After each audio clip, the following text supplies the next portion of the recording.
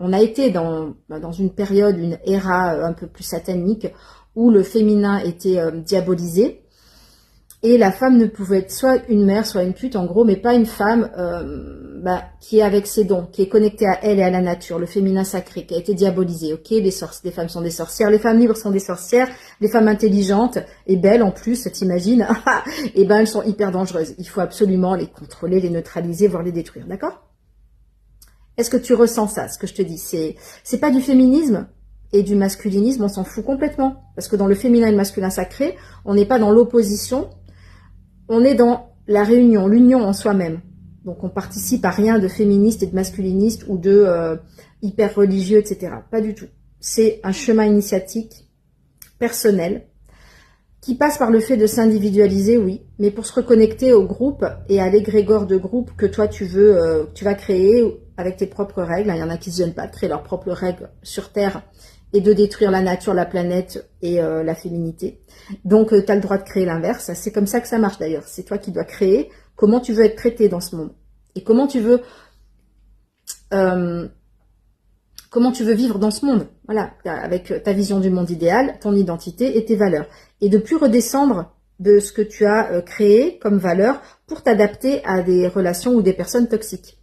C'est en ça que la femme et l'homme qui sont plus dans le sacrifice, ne sont plus dans la manipulation mentale, émotionnelle et physique de l'autre ou des autres pour obtenir des choses. Parce que le mensonge et la manipulation, c'est pour obtenir des choses, des avantages, ou de l'énergie, de la sexualité ou des choses dans la matière que tu n'obtiendrais pas si tu disais la vérité.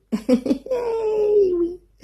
Donc, quand tu n'es plus dans toutes ces relations, tu es vu comme soit un truc dangereux, soit un truc qu'on veut éviter ou dont on a peur. Voilà. Mais c'est très bien, tant mieux.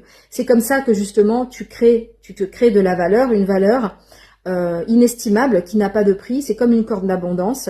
Une corne d'abondance, elle crée son abondance. Et donc, ça se partage avec des personnes qui sont dans ton état d'esprit, qui viennent en paix. Et puis sinon, de toute façon, la porte, elle est fermée.